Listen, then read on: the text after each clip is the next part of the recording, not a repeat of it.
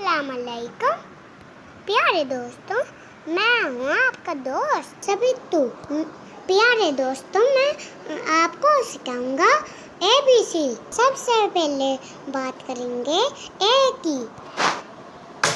A for apple, B for ball। फिर से मेरे साथ बोलो, B for ball। क्या आपको पता है C से क्या बनता है? C for cat, D for dog। प्यारों बच्चों, D से और क्या बनता है? D से अपनी मम्मा को बताओ।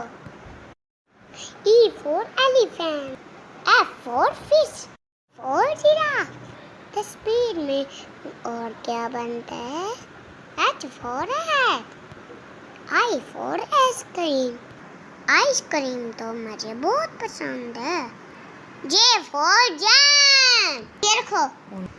K for king, L for lion, M for monkey, N for nest, O for ostrich, P for parrot। ये तो एक यम्मी चीज भी है। Q for kiwi, R for rat, S for sun, T for turtle, U for umbrella, V for van, and W for well, S for ice cream, Y for yacht, Z for zebra। Thank you so much। अपने मम्मा पापा से प्यार करें।